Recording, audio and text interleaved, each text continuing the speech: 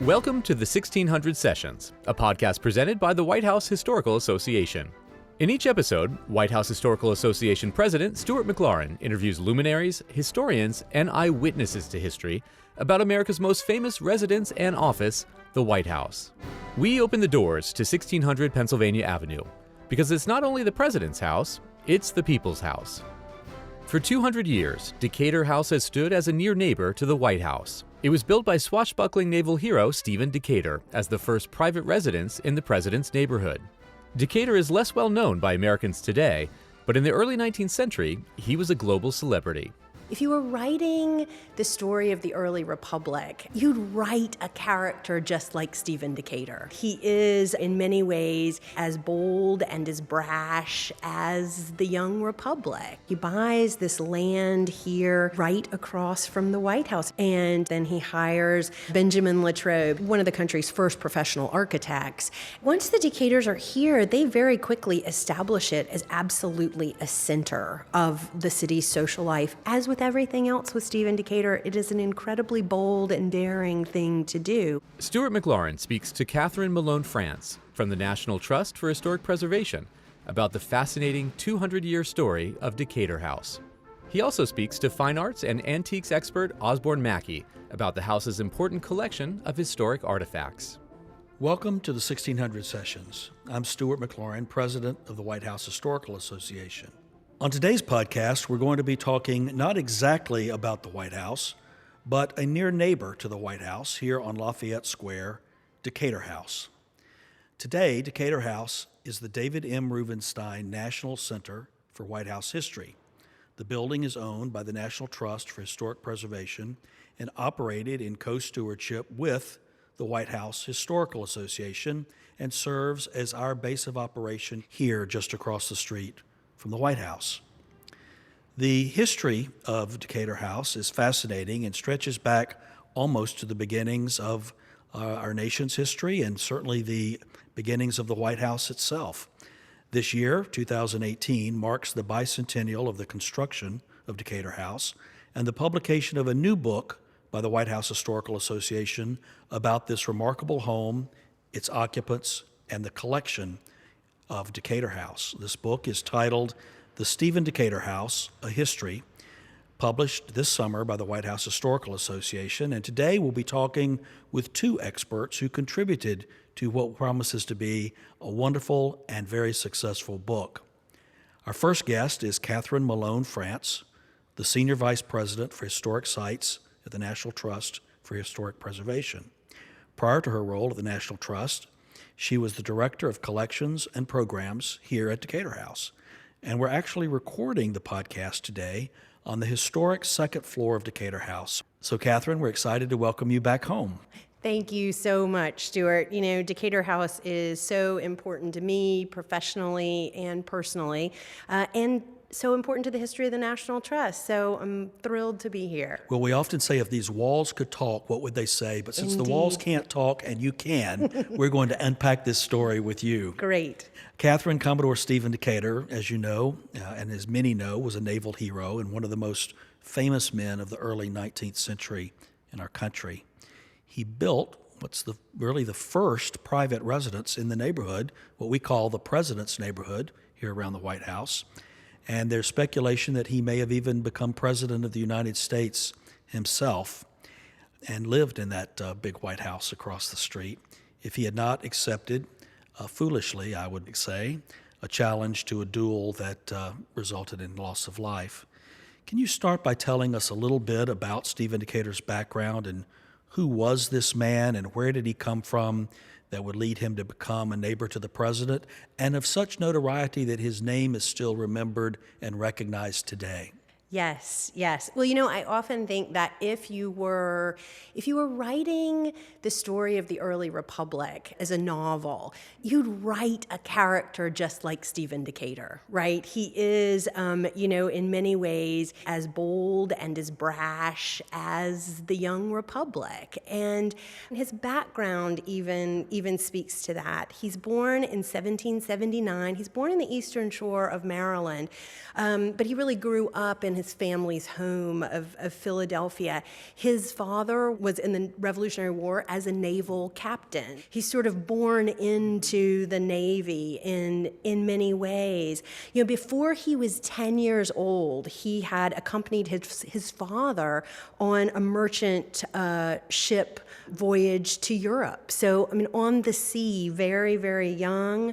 As a young man, he had worked at a famous shipbuilding firm, which is called Gurney and Smith, which is in Philadelphia, where he was supervising the construction of frigates. So from a very early age, he was fully indoctrinated, not just into the culture of the Navy, but into so many different aspects of what the Navy did. Well, we know that he evolved as a young man when our country was young, and he entered into some of the earliest conflicts in our nation's military history, like the Quasi War with France during the Adams presidency and the Barbary War during Jefferson's administration. What was the first key military event or exposure encounter that he had that made him famous among Navy leadership? Sure. And again, it is almost, if you were writing this as a novel, I think this is the scene you'd write. He sails across the Atlantic, essentially, with the first squadron that's going to confront the Barbary pirates. And they had captured the USS Philadelphia. It had been captured and was held in the harbor at Tripoli by the Barbary pirates. Now, interestingly enough, the USS Philadelphia had been commissioned by Stephen Decatur Sr., by Stephen Decatur's father. It was determined that we needed to recapture the Philadelphia, and if we could not recapture it, that we needed to destroy it there in the harbor at Tripoli. On the evening of February 16th, 1804, the accounts say lit only by a small moon, it was Stephen Decatur who, in the command of the Intrepid, sailed into the harbor at Tripoli. He had about 80 volunteers with him. They were, for the most part, hidden below decks. The entire ship was disguised as a merchant ship, and in fact, it was flying British colors. There's a little bit of a wind blowing, and that's a challenge because what Stephen Decatur has to do is, without arousing suspicion, right, he needs to sail his ship, the Intrepid, close enough to the Philadelphia that they can board it. But again, to do that as nonchalantly as he can in the middle of the harbor at Tripoli. But he does. He gets the boat close enough to the Philadelphia that upon his command, everyone comes out from under deck and they board the Philadelphia. There is hand-to-hand combat there. Some of the people who are on board the ship are killed. Others are captured. And then they have to make the decision whether they can sail the Philadelphia out of the harbor, and they cannot. So they go around putting combustibles all over the Philadelphia, and they light them, essentially. Decatur, of course, is the last person to leave the Philadelphia before it begins to blow up. So they leave the Philadelphia having suffered no casualties, and they begin to sail away as the Philadelphia explodes there in the harbor. So again, you sort of couldn't have written the scene for a film any more dramatically or loaded with as many meanings, both for Stephen Decatur personally and for the young republic, as that scene really has. And this great military naval achievement is an early accomplishment of the United States Navy, and word makes its way back to the United States, and a young Stephen Decatur returns home to America as a naval hero.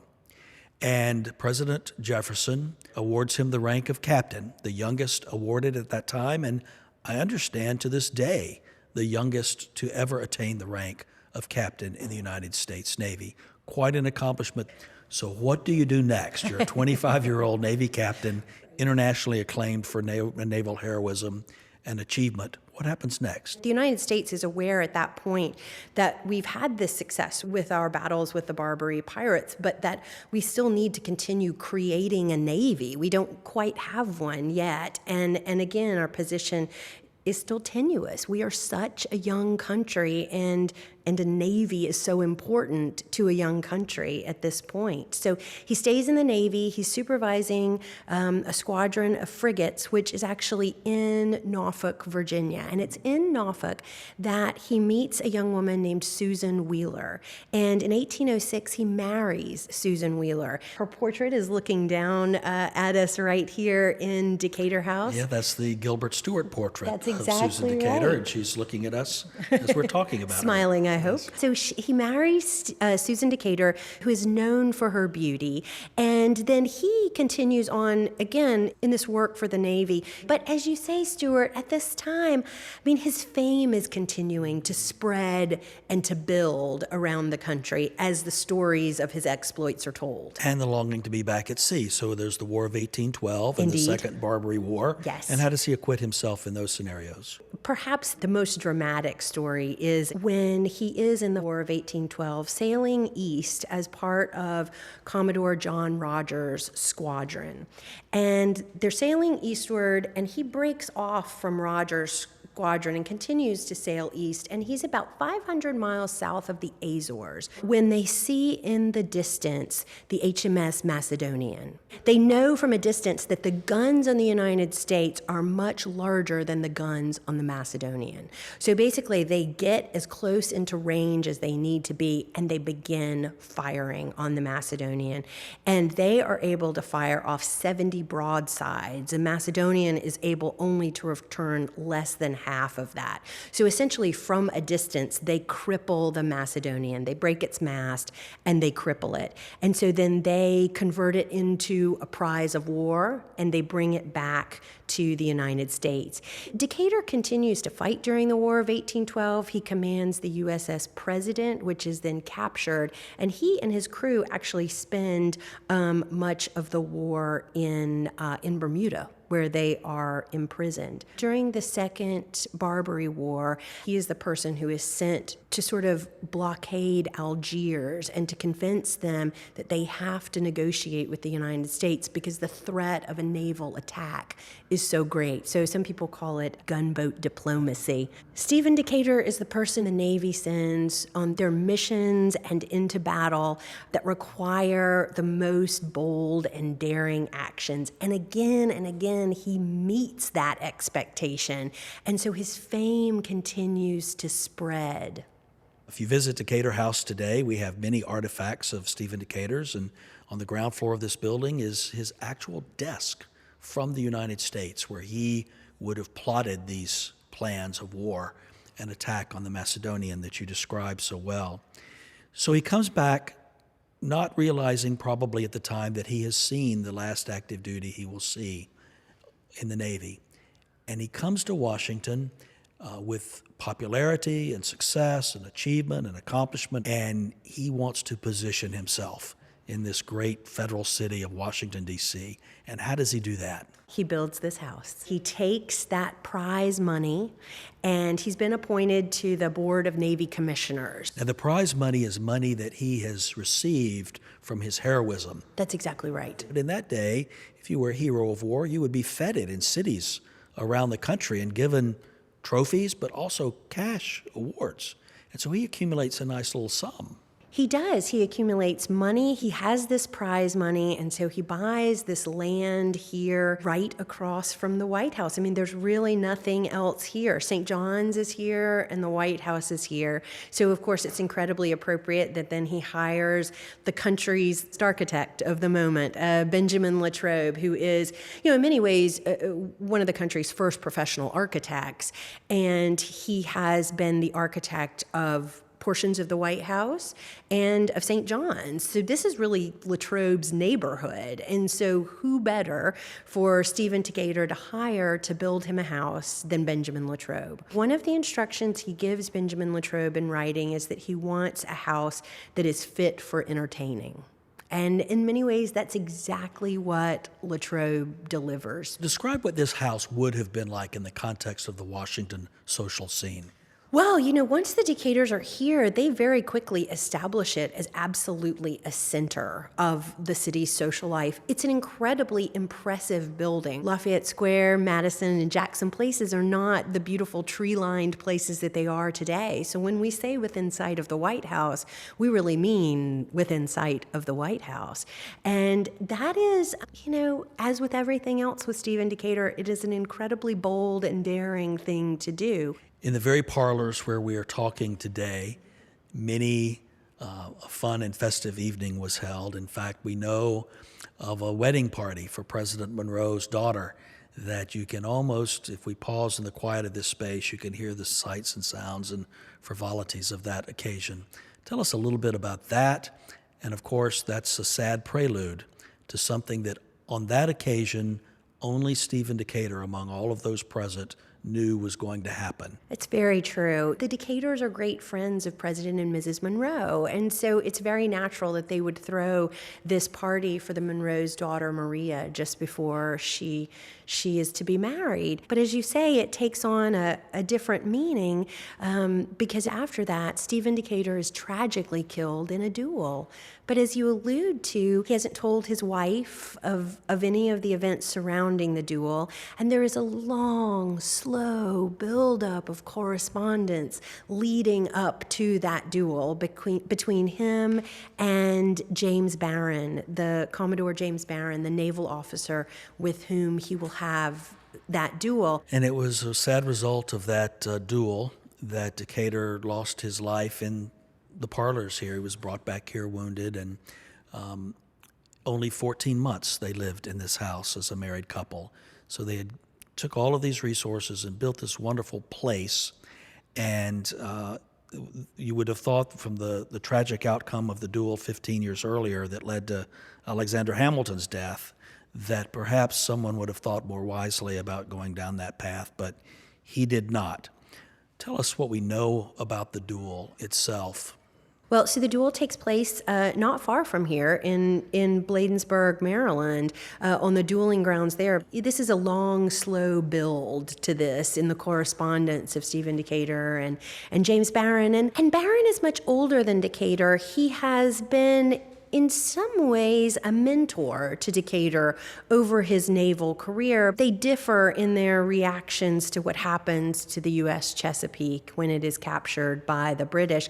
Barron is removed from his command for 5 years. He goes to England. He doesn't really come back during the War of 1812. Decatur was criticized by Decatur for not doing so. Yes, Decatur takes real offense at that. And again, it's a long correspondence back and forth between them, finally to the point where they sort of say to each other, there's nothing left to talk about except to take this to the dueling ground. And it's in that wonderful, flowery, early 19th century language like we hear sung about in the musical Hamilton, where you tear each other's guts out and then, my dear and honorable, wonderful friend. Exactly.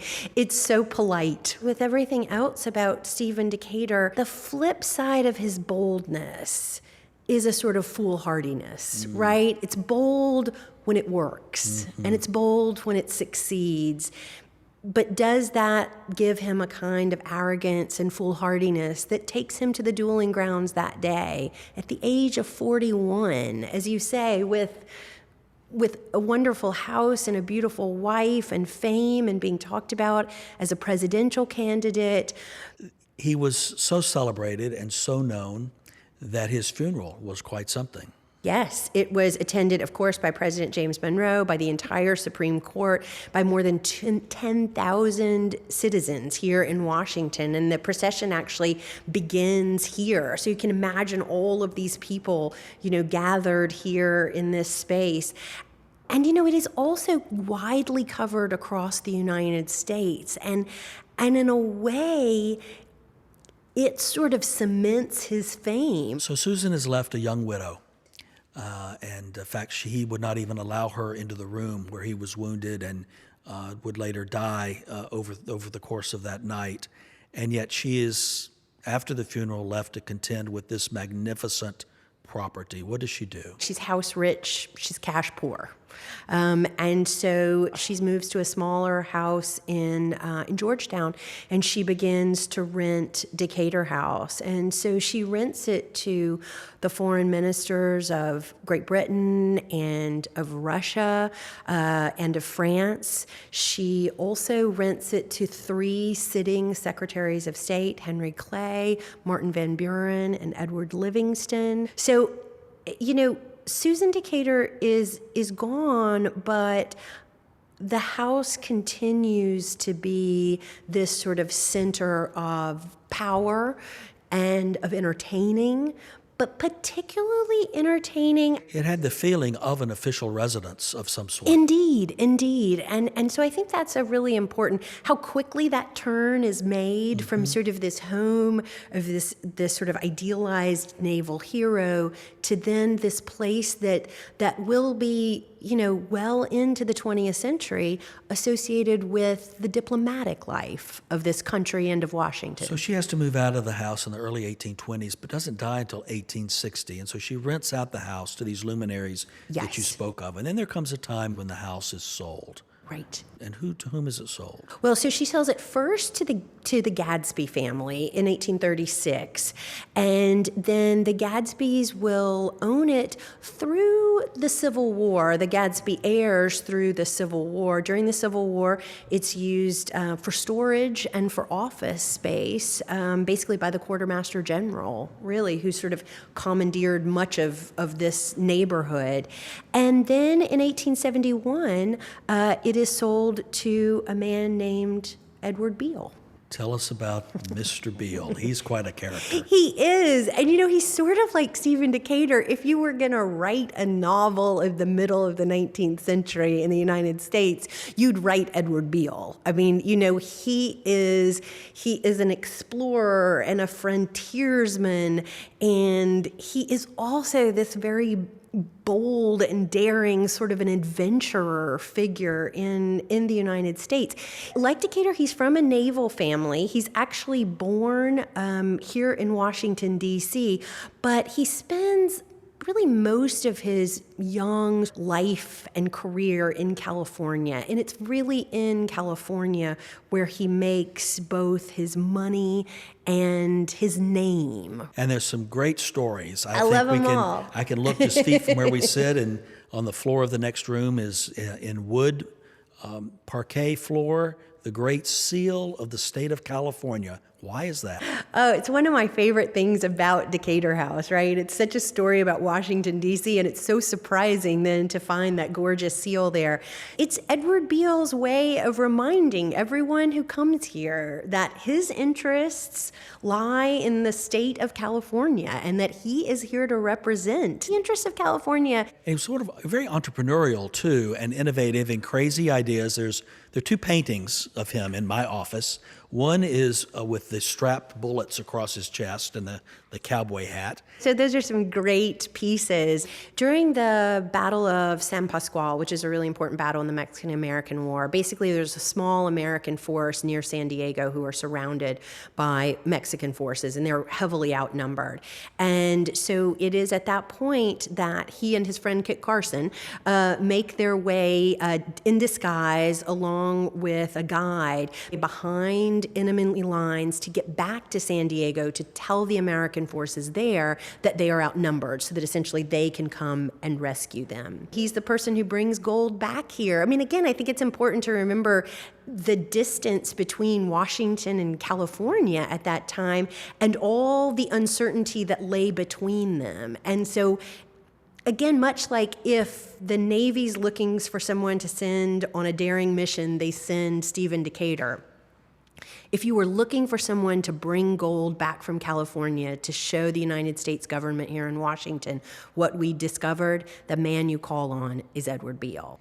So for 100 years, the Beale family holds this house. And there's Marie Beale, there's the son Truxton Beale. Tell us a little bit about them. You know, they're an interesting couple. Both Edward Beale and Truxton Beale serve abroad in the diplomatic corps while they are here in Washington, D.C. And both families, again, use Decatur House as a center for entertaining and for connection with the White House and everything that is going on in the city. It's Edward and Mary Beale who redecorate the house in the sort of the most Victorian style, big hoods over the windows, lots of murals on the ceilings, these intricate floors that you've already mentioned here in the house. So they sort of Victorianize, Latrobe's very restrained federal home in a way that is very much of the period. But then, of course, it's going to be Marie Beale who actually strips away some of that as she seeks to restore the house. So we're into the 20th century, and there are a couple of attempts to actually demolish the house, which is tragic to even contemplate. Easily could have happened. Indeed. The first was under the Roosevelt administration in the 1940s. Of course, he had been Secretary of the Navy and recognized the distinction of Stephen Decatur as a naval hero. And then, of course, during the Eisenhower administration and then into the Kennedy administration, when this entire block was going to be razed, and Mrs. Kennedy and President Kennedy stepped in.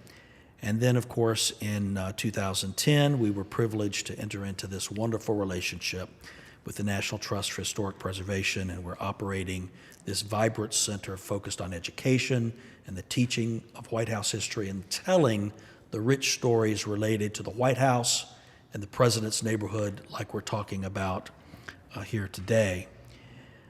Decatur House is used for many purposes. We have our own programs and activities here.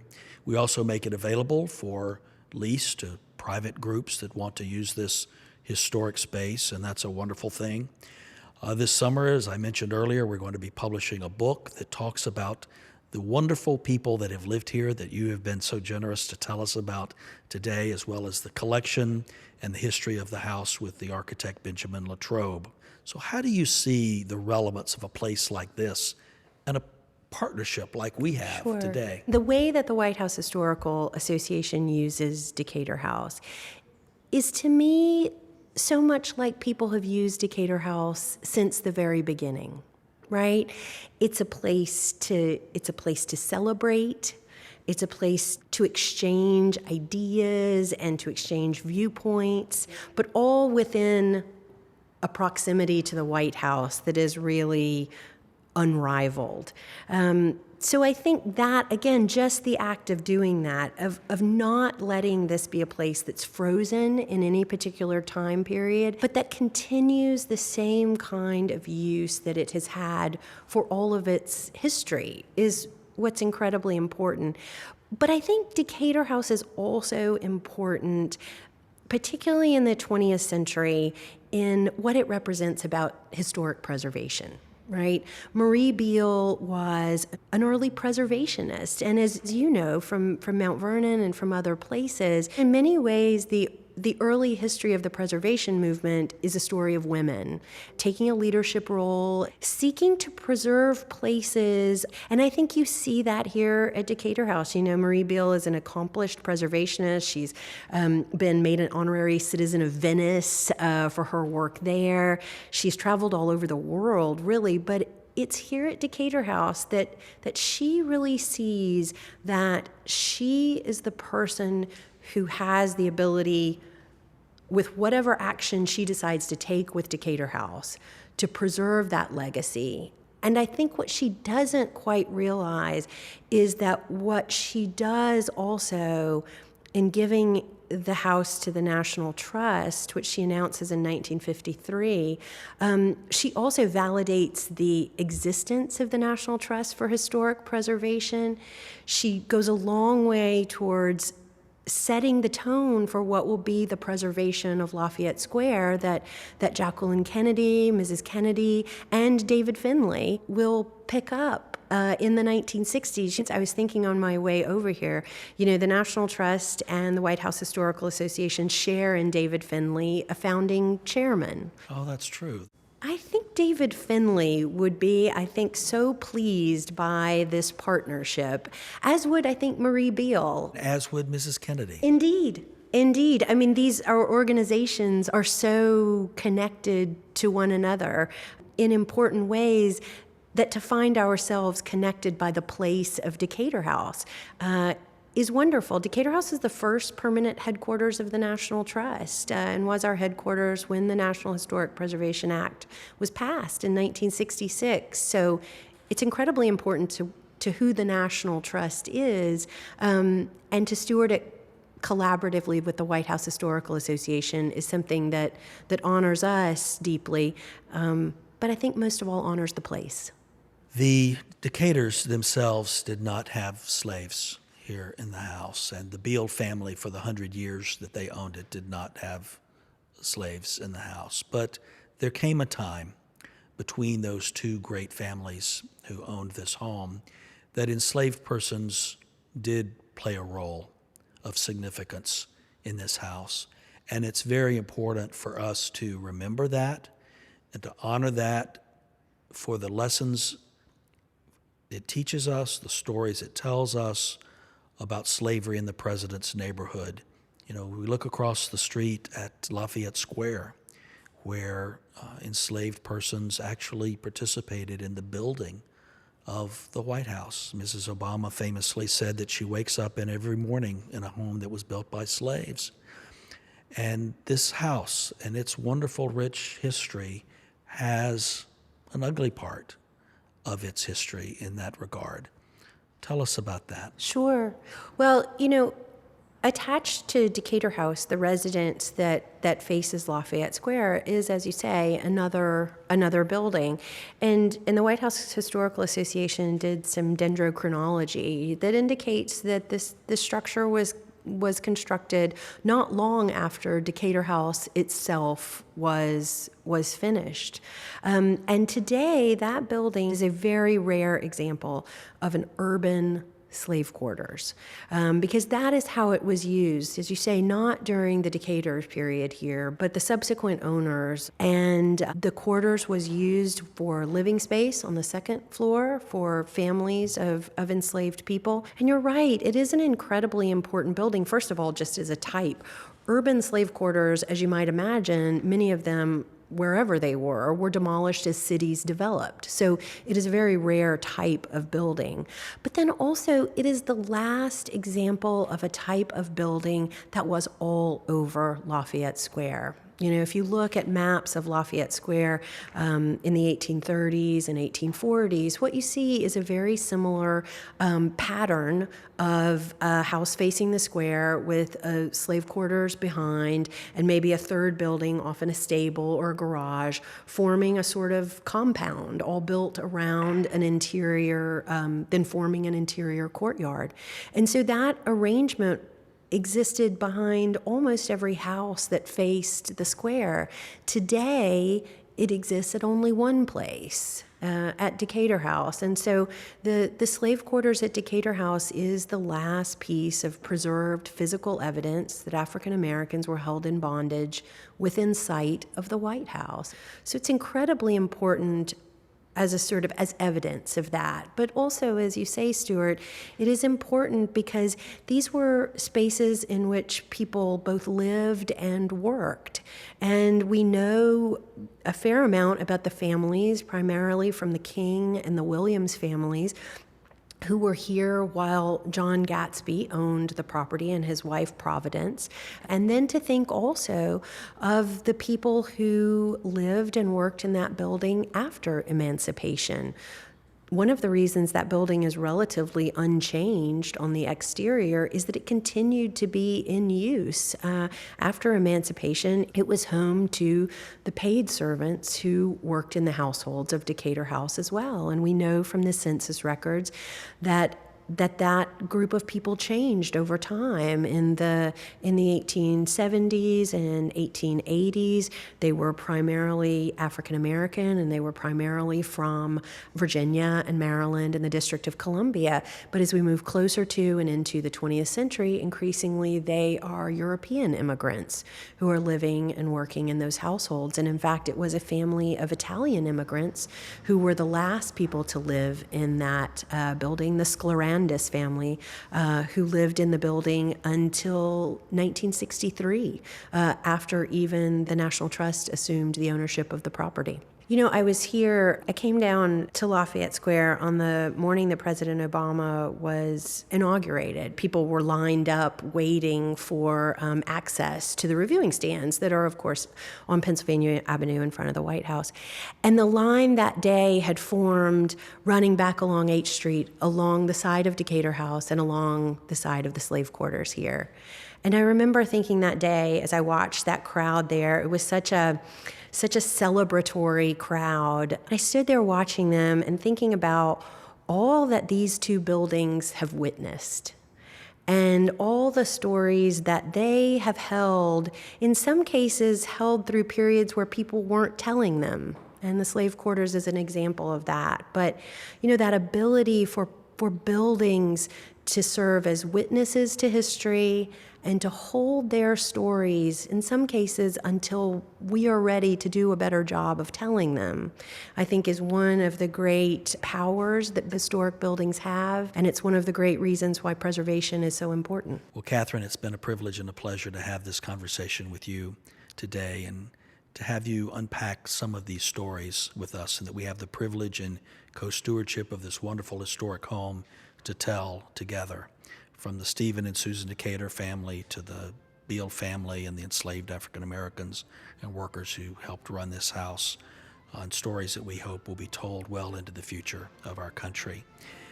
This house has been a witness to 200 years of American history, and the White House Historical Association is honored to partner with the National Trust for Historic Preservation to preserve it for future generations. Thank you very much. Thank you, Stuart. We're pleased to welcome for our conversation today Osborne Mackey, who will be talking with us about historic Decatur House and its collections. He's another longtime friend to the association. He's a lawyer and appraiser of antiques at Mackey West Appraisals, and he was the founding executive director and director emeritus of another important Washington home, Tudor Place Historic House and Gardens. And I would add that the White House Historical Association was honored to publish a book last year on the history of Tudor Place. Thank you for joining us today, Osborne. It's a pleasure, Stuart. In our book on Decatur House, which is released this summer, you write about the fantastic collections here in this wonderful home. Can you characterize the uniqueness and specialness of this collection and how these items may have been dispersed from the home and returned to Decatur House? With the death of Stephen Decatur, there was a public sale within 6 weeks of his death, and the entire fabulous collection, some exceptions of special family pieces, was dispersed to the four winds. So for 150 years thereafter, the contents of Decatur House were all over this country. Now, did Susan Decatur need the financial resources from the sale? Was that the reason these things were sold off? She did not. Stephen Decatur left her a very, very wealthy woman. She received very, very bad financial advice from her friends and relatives. And in very, very short order, she went from being very rich to very poor. It's a terrible tale. And she was desperate. I think the total prize money was about $200,000. And as the captain, he received the lion's share of that. So that was a lot. But Susan spent all that. She really was in straitened circumstances. There is a neoclassical coffee pot. It's one of the finest I've ever seen. But best of all is a magnificent tiern surmounted by a Chinese gentleman drinking tea. And it is engraved with the name Decatur. This was probably one of the great treasures of her husband's collection. But finally, Susan was forced to sell it. That was the sort of thing she would not have sold at the public sale, hoping to keep it. But finally she sold it. Admiring friends, sorrowing friends, bought it back for her. and re-presented it to her. Alas, a few years later, she had to sell it again. Oh, my. And the only reason Decatur House now has that today is that some admiring member of the public who had it gave it back. Fortunately, some of the most intimate items associated with Stephen Decatur were kept by members of the family, either through gift from Susan or through purchase. And they kept the memory of Decatur alive when this country, unfortunately, forgot about Decatur. When the National Trust decided, in its wisdom, to open Decatur House as a house museum, here were family members, by now distant descendants of Stephen Decatur, who'd been treasuring these things all these years. Suddenly, they saw there was a place in the public eye that these things could be used. In about 20 short years, an extraordinary number of pieces were given back to Decatur House so it could be a museum open to the public. And so the National Trust for Historic Preservation used the house a little bit differently than we do today as the White House Historical Association, but we do honor many of these unique and special items that belonged to Stephen and Susan Decatur. In fact, some items that belonged to his father from his Navy time.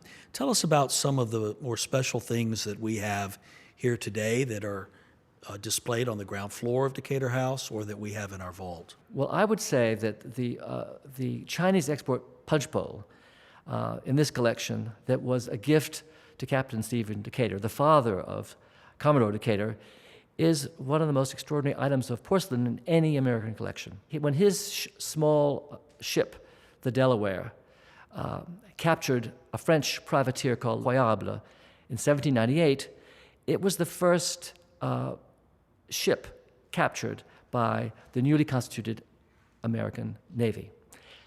The country went wild. And Philadelphians particularly felt proud that one of their citizens, Stephen Decatur, Captain Stephen Decatur, had done this great deed. The Philadelphians pitched together and by subscription built a magnificent 36-gun frigate, the Philadelphia, and they raised an enormous sum, I think almost $200,000 for this, and they made sure that its first commandant was Stephen Decatur. So this is a tremendous honor that he received. But Philadelphia wanted to do more. In 1805 or thereabouts, the merchants of Philadelphia decided to commission a splendid punch bowl. Now I have to go back a bit. In 1802, Captain Decatur had had a portrait executed of himself by the great French artist Saint-Mémin. However, at the same time, Saint-Mémin would produce small engravings suitable for distribution to friends and relatives. One of these engravings of Captain Decatur fell into the hands of this group who wanted to make the commission. So this small engraving of Stephen Decatur Sr. was sent all the way to China, and there, Chinese artists copied it meticulously, this engraving, by hand in paint. It's amazingly accurate and extraordinarily beautiful, and so this punch bowl has got 4 vignettes. The portrait of Decatur I've discussed, the American Eagle, the initials Stephen Decatur, SD, and then lastly, the Battle of Le Croyable, the battle in which the Delaware captured the Croyable. So it is unique in the history of Chinese export porcelain in American collections. Tell us about the items from the Commodore Decatur's time period. What do they tell us about this man who was seen as a truly heroic figure in the early American Republic? Well, you say this heroic figure, that's hardly an exaggeration. In his day, he was a phenomenon. Now, in the Decatur House collections, there are many things associated with his exploits. I think, to go to the most important thing, you've been told, I'm sure, about his successful battle between his ship, the United States, and the British frigate, the Macedonian. Well, this was, in its time, was a tremendous thing for American pride because it showed that the tiny American Navy could humble the greatest navy in the world. It shocked Americans and pleased them. It shocked the British and displeased them. The Americans were ecstatic, and Stephen Decatur brought his prize ship back to the United States, and it was refurbished as an American ship. The country was so proud that Congress awarded Stephen Decatur a gold medal. There have been very few awarded, and that is in the collections of this house today. given by one of his descendants. It is. It's an extraordinary piece, a very special piece to see. But we also have the desk from the United States that was his aboard ship. The very desk that he had on that ship, and that was acquired recently. It was, and hanging next to it on the wall is a framed image with a frame made from the boards of the United States as well. There was a public auction this winter where some of the descendants of Decatur sold some important items, and one of those was this frame made from the hatch of the United States. And that's an extraordinary object. It's amazing to me that he would have sat at that very desk and contemplated the naval moves against the Macedonia that became quite the story of heroism, and that desk is here on the ground floor today. That desk is so evocative. It's a sort of item that means so much to a visitor, because they can stand in front of that desk and imagine Decatur himself on his ship, the United States, planning this great battle. So let's talk a little bit about Susan Decatur and her story that underlies the tragedy of the early death of her husband in that ill-fated duel that he accepted the challenge to have. Are there items that are in the collection that speak to Susan specifically? Unfortunately, there are very few. When the house was broken up in 1820, and the public sale took place in May of that year, the things she cherished and kept were the things associated with her great husband. And I don't think she had the amour propre necessary to keep the things associated with her, and neither did his relatives.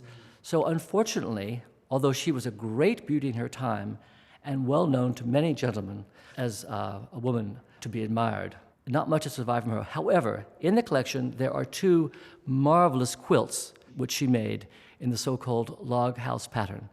And they are meticulously made of cuttings of various colored silks, then pieced together to form squares in various geometric patterns. And they're extraordinary. Would those have been made by her after his death? Probably not.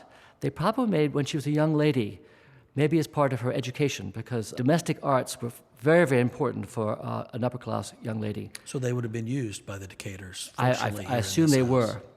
And do we know much about those 40 years from when she moved out until she died in 1860? Would she have returned to the house often? Sadly, no. She had bitter regrets, and I think the fact that the Decaturs had a great party for Maria Monroe to celebrate her engagement, and that was only 4 days before Commodore Decatur arrived back in her house, unbeknownst to her, that he'd been in a duel, dying. And I think she had a bitter regret that she could never overcome.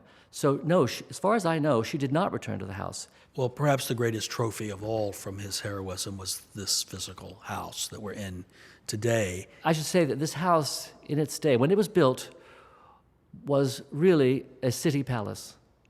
There would have been very, very few houses in Washington, anything like this. The only house that could vie with it is the White House itself, which is on a much grander scale. This house is very large in scale, but it's extraordinary in its neoclassical beauty and simplicity. It would have stood above all the other ordinary houses in the neighborhood as a delightful jewel in the city. What do we know about how they furnished the house and lived in the house in terms of lifestyle furnishings? The house was built specifically for grand entertainment. That is what the Decaturs aspired to. And they both had or inherited wonderful taste. Anything that came into this house was extraordinary, was splendid. So they brought things that Stephen Decatur Sr. had that were very fine, but they also filled the house with treasures. And alas, most of those things have been dispersed. However, the items that do survive are absolutely extraordinary. If I could mention perhaps the very best piece in the collection is a French secrétaire à bâton, and that is a French word for a straight-fronted desk rather than a slant-top desk, more familiar to us. It was straight-fronted with a fall front, but this is unusual. It's 3 parts. So the first part is a cabinet. The second part is the fall front desk. The third part is faced with a mirror, which is incredibly unusual. The mirror was weighted and could be pushed up to reveal a third component, which was another slant top. And the desk itself is mahogany with extraordinary gilt bronze mounts. And that desk is also on the ground floor of Decatur House today. To be seen by us today. And spectacular. It is. It's one of the greatest pieces of French furniture in any collection, family collection in America. And it vies with anything the Washingtons had, the Madisons, the Monroes. It is of the first order. It would even be rare in Paris. Wow. Tell us about the sword and its significance. In this house collection today is a sword, which was awarded to Decatur in 1813 after his victory over the Macedonian. It was given by the Commonwealth of Virginia, and it's of extraordinary high quality, rather similar to the Secretaire Abaton in its luxury. It's inlaid with silver, it's gilt and inscribed. I should say, that was one of a number of swords. American cities vied who could give the most to this great hero. And so not only did Virginia give him a sword, a ceremonial sword, but so did the city of Philadelphia, and so did the state of Pennsylvania, all trying to claim Decatur as their own. So after about 40 years of renters following Susan Decatur's move out, a different ownership, the Beale family became the next stewards of Decatur House. And the Beale portion of our collection is significant as well. What does it tell us about Edward Beale and his family in that time period in American history? Well, let me first say that collection the way it came about is so very different from the Decatur collection, because Edward Beale bought the house in 1871. When he bought the house, he was a very rich man through his commercial and land dealings in California. And he'd arrived, he wanted to be at the center of the scene, and what could be closer than right here on Lafayette Square near the White House. Now, would the house have been called Decatur House at that time? I don't think it was. It was probably called by its address. But it's certainly simpler today to call it that. Not quite fair to the Beales, Sure. who lived here for 84 years. When the Beales acquired the house, they had the same goal as the Decaturs had. They wanted to entertain on a grand scale. And they filled it with glittering contents, furnishings. And unlike the case of the Decatur collection, most of it survived because the house of Edward Beale and his wife was inherited by his son and daughter-in-law, and she, who was a great preservation, was very careful to preserve what was here, so she didn't make many additions herself. And so the collection that the National Trust inherited from her, Marie Beale, in 1956, is extraordinarily complete. One of the most unusual things about the Beale collection is a set of 6 Japanese panels. They started as very, very large scroll paintings on silk. And we can see those from where we're sitting today in the parlors here on the second floor. And they've always been a subject of great admiration to anyone who came to this house. And there's some mystery about them, how they came about. The story that's passed down by Marie Beale and many people in the 20th century, and now in the 21st, is that the panels were a gift by Grant. And it was thought that perhaps Grant had given the panels, the original scrolls, after he traveled to Japan. He took a world tour after his presidency ended. And it was thought he may have given them to Beale then. However, in my research for this book, I found a little footnote in a published source. A reporter who'd come to the house at an opening party in December of 1873. That's the year the Beales actually opened the house to parties. A reporter who came and he remarked on the Japanese panels in the drawing room. So we know they were already there in 1873. Which was prior to the Grant round the world trip. Which is prior to that trip. So I postulate that President Grant gave these panels to Edward Beale as an extravagant housewarming gift. The dates would be just perfect. And it's likely that Edward Beale and Ulysses S. Grant met each other many, many years ago, before Grant was ever a great general or a president. Well, except for conservation purposes, these 6 silk Japanese panels have been on these walls for almost 150 years. And even during World War II, they remained on these walls, we understand. That's good. At a time that when all other Japanese art in the city was taken down and stored away, these panels remained here in Decatur House. They also had these chandeliers in common, we believe, that are here on the second floor, that Grant had installed some in the White House. And Mr. Beale liked them and admired them, Gasoliers, I suppose they were at the time, and acquired some to be as similar to them as he could from those that were in the East Room of the White House. And their quality is extraordinary. Perfect in scale, which is so rare for a chandelier. That's right. So Beale had his own little East Room over here in the That's right. in Decatur House. So we know that Beale is tied to the rich history of California and the wild American West. And there's as we talked about earlier, the Great Seal of California is in the floor of the room next to us, along with these beautiful parquet floors.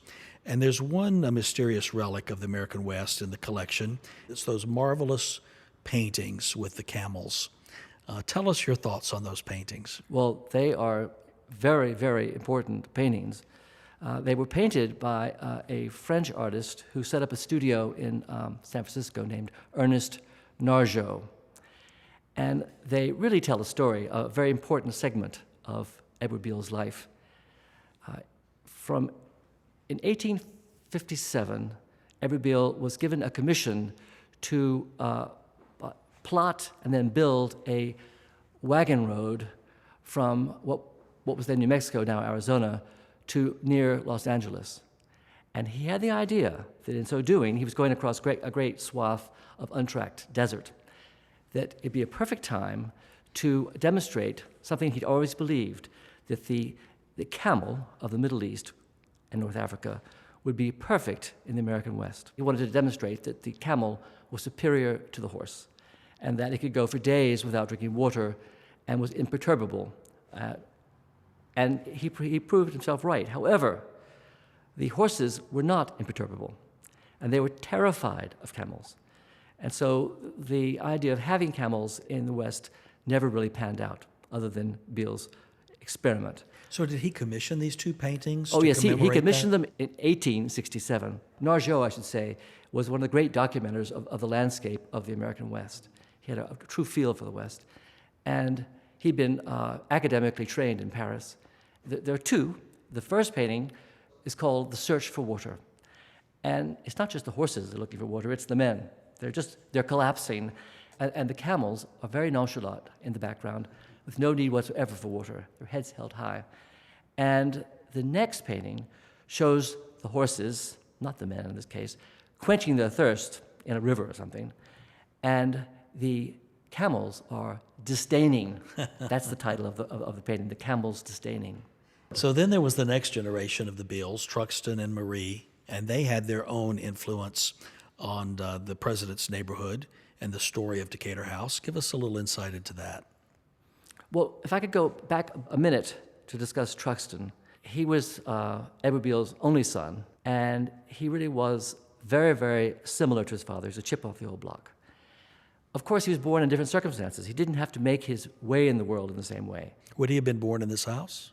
No, he was born in San Francisco in 1856, so many years before the house was acquired.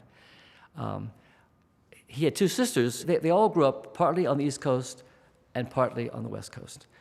It was only Truxtun, though, who, after he matured, repeatedly returned to the West. There's one story I want to tell you that elucidates his personality. An editor of a San Francisco paper said that a certain lady had disgraced herself on a trip to Mount Tamalpais. This young lady happened to be the person being pursued by Beale. He was absolutely outraged. So he took a friend, and he went to the house of the editor. He knocked on the front door. The editor came from the door, opened the door, and saw these two men with guns.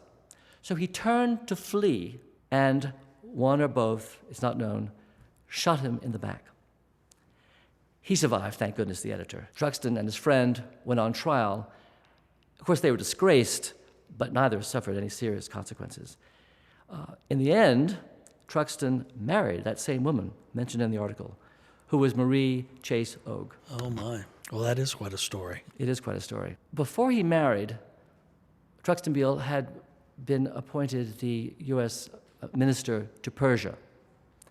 And again, there, he demonstrated his swashbuckling personality.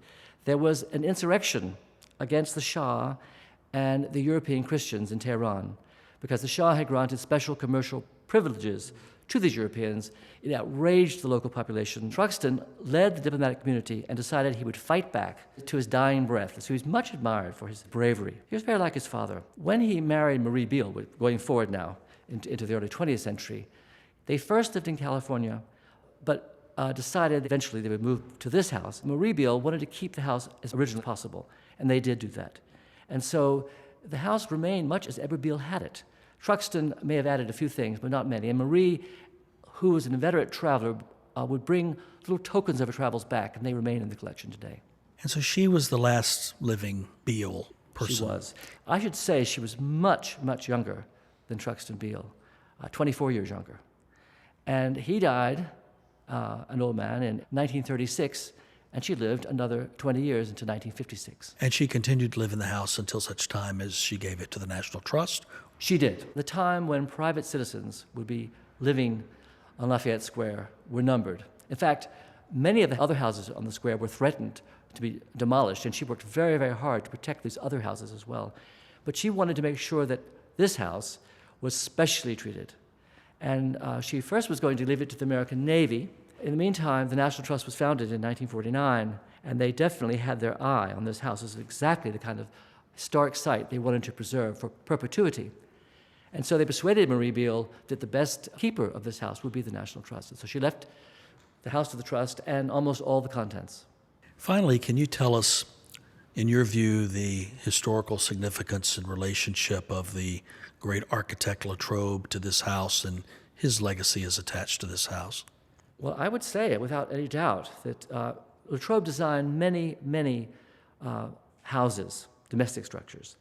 But of all of them, Decatur House is by far the best preserved. But in particular, the rooms downstairs, the entrance hall and Decatur's dining room on one side and Decatur's library on the other, they are almost intact. And they exhibit a wonderful geometric simplicity that was unknown in American houses at that time. And it's extraordinary, I think, thanks to the Beales and thanks to the Trust, that these rooms have always been preserved. It's also extraordinary that this house sits here, designed by Latrobe, near St. John's Church, right across the way, also designed by Latrobe, and with the White House so close. Latrobe had a big input at the White House as well. Well, Osborne, we're very excited about the book that's coming out this summer on Decatur House, to which you are a significant contributor. And thank you for also giving us insights today into the wonderful collection here at Decatur House, items that belong to Stephen and Susan Decatur, as well as the Beale family for a long period of time in the nation's history, and for giving your own stories and perspectives on the marvelous home that we're in today, where we're recording this podcast here in the historic Decatur House. We're very privileged to be a co-steward with the National Trust for Historic Preservation, and we look forward to continuing the privilege of teaching and telling the stories of White House history and the President's neighborhood from right here in Decatur House. Thanks for being with us today. It's been my pleasure. Thank you, Stuart. And if you'd like to learn more about the historic Decatur House, you can buy our new book, The Stephen Decatur House, A History, as well as find more stories on our website, whitehousehistory.org. You've been listening to the 1600 Sessions. This podcast is presented by the White House Historical Association and produced by Long Story Short Media. You can subscribe or download new episodes at the1600sessions.org. And you can help others find this podcast by rating and reviewing us on iTunes or wherever you get your podcasts. Thanks again to Catherine Malone France and Osborne Mackey. And thank you to the U.S. Marine Band Library, which provided the music for this podcast.